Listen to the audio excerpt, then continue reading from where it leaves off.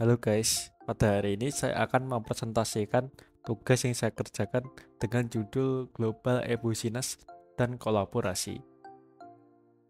Tapi sebelum pembahasan lebih lanjut, izinkan saya memperkenalkan diri. Perkenalkan, nama saya Ahmad Dhani dari Program Studi Sistem Informasi. Selanjutnya mari kita langsung ke materi. Yang pertama-tama, pengertian proses bisnis dan sistem informasi. Apa sih proses bisnis dan sistem informasi itu? Proses bisnis dan sistem informasi adalah dua elemen yang saling terkait dalam operasi organisasi modern.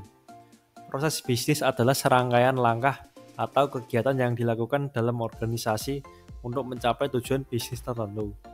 Sementara itu, sistem informasi adalah infrastruktur teknologi dan perangkat lunak yang mendukung dan mengotomatisasi proses bisnis tersebut. Selanjutnya itu adalah hubungan antara keduanya itu seperti apa. Yang pertama, pengotomatisan proses bisnis. Sistem informasi memungkinkan otomatisasi tugas-tugas rutin dan berulang, seperti pencatatan transaksi, pemesanan, dan pengiriman, sehingga dapat mengurangi intervensi manusia dan meminimalkan kesalahan. Yang kedua, integrasi data. Sistem informasi berfungsi untuk mengintegrasikan data dari berbagai sumber dalam organisasi, sehingga memungkinkan berbagai departemen dan unit bisnis untuk berbagi informasi dengan mudah. Misalnya, sistem informasi dapat menghubungkan data penjual dengan inventaris untuk memastikan bahwa produk tersedia saat diperlukan. Yang ketiga, pengambilan keputusan berbasis data. Dalam proses bisnis yang melibatkan pengambilan keputusan, sistem informasi menyediakan data penting yang diperlukan untuk membuat keputusan yang lebih baik. Manajer dapat mengakses laporan, analisis, dan informasi secara real-time untuk mendukung keputusan yang tepat waktu. Selanjutnya yang nomor 4, efisiensi dan produktivitas. Dengan otomasi tugas manual serta pengurangan waktu pemrosesan dan kesalahan, sistem informasi meningkatkan efisiensi operasional dalam proses bisnis. Setelah yang terakhir nomor 5, fleksibilitas dan adaptabilitas. Sistem informasi dirancang agar fleksibel sehingga dapat beradaptasi dengan perubahan dalam proses bisnis sesuai kebutuhan lingkungan yang dinamis. Selanjutnya adalah tipe-tipe sistem informasi. Yang pertama, Transaction Processing System atau TPS. Sistem di tingkat operasional yang digunakan oleh pegawai garis depan atau pekerja lapangan untuk mencatat aktivitas dasar seperti transaksi penjualan, pemesanan, dan pengelolaan inventaris. Sistem ini sangat penting untuk mencatat data harian perusahaan secara otomatis atau semi-otomatis. Yang kedua, Management Information System atau MIS. Sistem tingkat manajemen yang digunakan oleh manajer menengah untuk membantu memastikan kelancaran organisasi dalam jangka pendek dan menengah. Informasi terstruktur yang diberikan oleh sistem ini memungkinkan manajemen mengevaluasi kinerja sebuah organisasi dengan membandingkan keluaran saat ini dan sebelumnya. Yang ketiga, Decision Support System atau DSS yang digunakan oleh manajer senior untuk mendukung proses pengambilan keputusan strategis. Sistem ini biasanya interaktif, memungkinkan simulasi what if, serta memberikan akses ke alat analisis dan basis data untuk mengevaluasi dampak dari berbagai keputusan yang mungkin diambil. Dan yang terakhir itu Executive Information System atau AIS. Sistem tingkat strategis yang dirancang untuk digunakan langsung oleh eksekutif. Sistem ini menyediakan data yang umumnya tidak terlalu terstruktur, berasal dari berbagai sumber internal maupun eksternal, dan membantu manajemen puncak dalam menganalisis tren jangka panjang serta merumuskan strategi bisnis yang relevan. Selanjutnya, mengapa organisasi membutuhkan lebih dari satu jenis sistem informasi? Organisasi membutuhkan lebih dari satu jenis sistem informasi karena setiap jenis sistem informasi memiliki fungsi dan tujuan yang berbeda-beda, yang saling melengkapi untuk mendukung operasi dan strategi bisnis secara keseluruhan. Berikut beberapa alasan mengapa keberagaman sistem informasi itu penting. Yang pertama, perbedaan kebutuhan informasi di setiap level organisasi. Yang kedua, mendukung aktivitas bisnis yang bervariasi. Yang ketiga, menyesuaikan tingkat kompleksitas dalam pengambilan keputusan. Yang keempat, beragamnya kebutuhan pengguna dalam organisasi. Yang kelima, integrasi dengan lingkungan eksternal perusahaan. Dan yang terakhir, fleksibilitas dalam mendukung pertumbuhan dan perubahan organisasi. Selanjutnya, sistem untuk kolaborasi. Sistem informasi tidak dapat membuat keputusan, merekrut atau memecat karyawan, menandatangani kontrak, menyetujui kesepakatan, serta menyesuaikan harga barang di pasaran.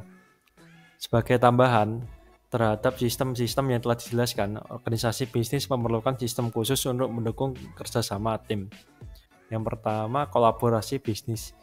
Sistem untuk kolaborasi bisnis adalah alat yang memungkinkan anggota organisasi untuk bekerja sama dalam proyek, berbagi informasi, dan berkomunikasi secara efisien. Berikut adalah manfaat dan tantangan sistem kolaborasi dalam bisnis global sebagai berikut. A. Manfaat sistem kolaborasi dalam bisnis global. Yang pertama, meningkatkan komunikasi antar tim lintas negara secara efektif dan efisien. Yang kedua, memfasilitasi berbagai informasi dan pengetahuan secara real-time. Mendukung meningkatkan produktivitas kerja melalui kolaborasi dan koordinasi yang lebih baik. Yang keempat, mempercepat pengambilan keputusan strategis dan operasional. Yang terakhir, meningkatkan daya saing dengan respon cepat terhadap tantangan pasar global. Selanjutnya B, tantangan sistem kolaborasi dalam bisnis global. Yang pertama itu perbedaan budaya. Variasi nilai dan norma serta gaya komunikasi yang berbeda dapat menyebabkan kesalahpahaman dan konflik. Yang kedua, zona waktu yang berbeda. Tim di berbagai zona waktu sulit untuk menjadwalkan pertemuan, menghambat kolaborasi real time. Yang ketiga, teknologi dan infrastruktur yang bervariasi.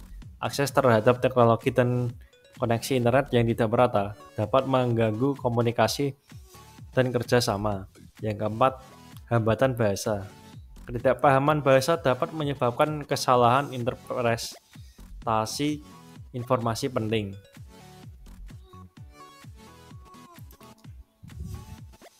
Selanjutnya, fungsi sistem informasi dalam bisnis. Hampir di setiap perusahaan, bahkan yang terkecil sekalipun, Departemen Sistem Informasi atau Information System Department adalah kelompok resmi dalam struktur organisasi yang bertanggung jawab dalam memberikan jasa atau pelayanan di sektor teknologi informasi.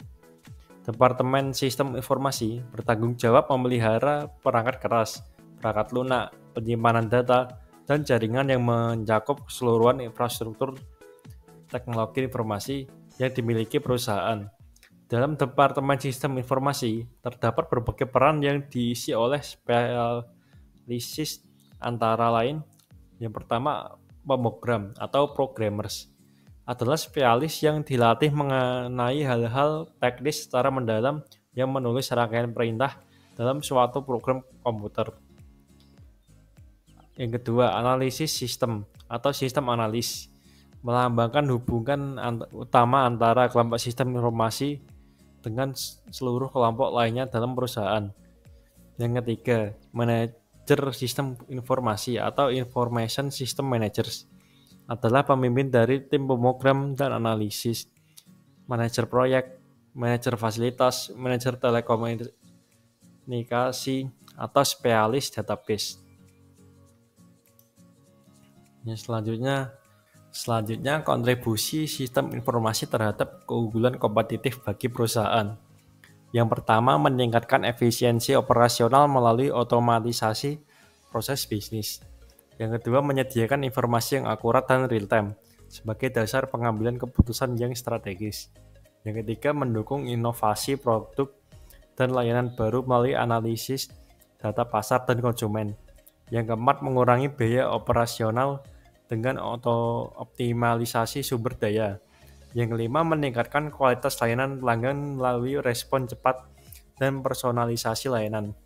Yang keenam, memperluas jangkauan pasar melalui platform digital.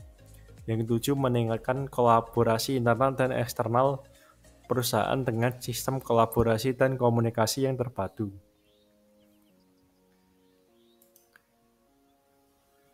Selanjutnya, bagaimana sistem informasi mendukung pengambilan keputusan bisnis?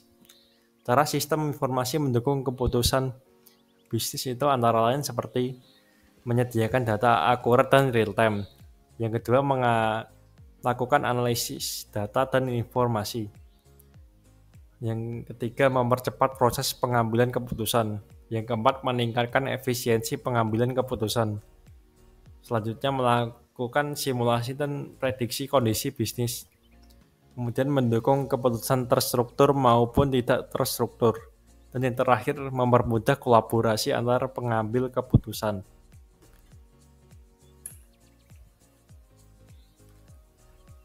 Selanjutnya yang terakhir, resiko penggunaan sistem informasi dalam bisnis.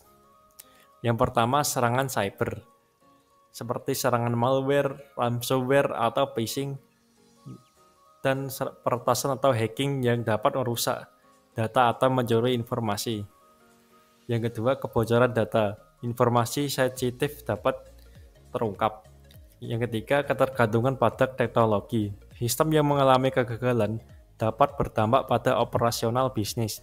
Yang keempat, perubahan regulasi, kewajiban terkait privasi data dan perlindungan informasi dapat berakibat pada sanksi hukum. Yang kelima, pelanggaran data dapat disebabkan oleh kesalahan pengelolaan informasi, karyawan yang tidak jujur, atau kurangnya pelatihan keamanan data. Yang terakhir, biaya implementasi dan pemeliharaan tinggi. Investasi awal untuk implementasi serta biaya pemeliharaan jangka panjang bisa sangat tinggi. Sekian dari presentasi saya, dan apabila ada tutur kata yang kurang berkenan, mohon untuk dimaafkan.